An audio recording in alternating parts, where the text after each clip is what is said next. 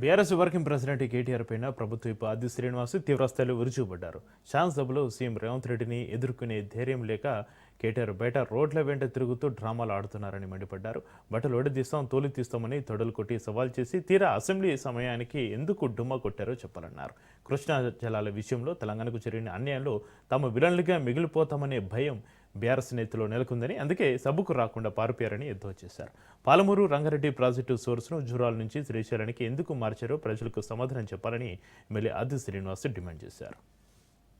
మాట్లాడడానికి ధైర్యం చాలని కేటీఆర్ గారు అసెంబ్లీకి వచ్చి ప్రజా సమస్యలపై చర్చించడానికి వెనుకాడినటువంటి కేటీఆర్ గారు అంటే అసెంబ్లీలో చర్చ వస్తే రేవంత్ రెడ్డి గారి ముందు ధైర్యంగా మాట్లాడలేమని ఈరోజు రోడ్ల వెంట తిరిగేటువంటి కార్యక్రమాన్ని పెట్టుకొని జిల్లాల పేరిట ఓ రకంగా సర్పంచుల సన్మాన కార్యక్రమం కూడా అక్కడక్కడ తిరుగుతున్న క్రమంలో బీరాలు పోతూ ఈరోజు సన్మాన సభల పేరిట వారు చేస్తున్నటువంటి యాగి ప్రజలందరూ కూడా గమనిస్తారు. కేటీఆర్ కంట్రోల్ తప్పుతున్నట్టుగా కనిపిస్తున్నది. ప్రెస్టేషన్ అనేది స్పష్టంగా కనిపిస్తుంది ఆయన మాటల్లో. ఇంట్లో పోరు, బయటకు వస్తే కవిత గారితో పోరు, ఒకవేళ అసెంబ్లీకి వస్తే ఇప్పుడు ఉపనాయకుడిగా అయినటువంటి హరీష్ రావుతో పోరు.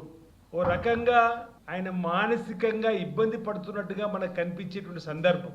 ఆయన ఆలోచన తీరు మార్చుకోవాల్సినటువంటి అవసరం ఉందని చెప్పని అనేక సందర్భాల్లో మీరు చెప్పినప్పటికీ మతి తప్పి మాట్లాడేటువంటి మాటలుగా దుర్భాషలు కూడా ఓ స్థాయిని దాటి హద్దు దాటి మాట్లాడుతున్నట్టు సందర్భంలో నాలుగుకు ఎంత వస్తే అంత రాహుల్ గాంధీ గారిని ఇష్టానుసారంగా మాట్లాడినటువంటి మాటలు, మా ముఖ్యమంత్రి రేవంత్ రెడ్డి గారు అంటే కూడా కళ్ళల్లో నిప్పులు పోసుకొని మాట్లాడిన మాటలు, మళ్ళీ నిన్నటి రోజు రాహుల్ గాంధీ గారిని రేవంత్ రెడ్డి గారిని ఓ పరుష పదాజాలంతో తిట్టేటువంటి క్రమంలో సభ్య సమాజం కూడా తీవ్రంగా తప్పుపట్టేటువంటి పదాలను వాడడాన్ని మేము తీవ్రంగా ఖండిస్తున్నారన్నమాట చెప్తా ఉన్నాం. కేటీఆర్ గారు వెంటనే రాహుల్ గాంధీ గారికి రేవంత్ రెడ్డి గారికి క్షమాపణ చెప్పాలని చెప్పి నేను డిమాండ్ చేస్తా ఉన్నా.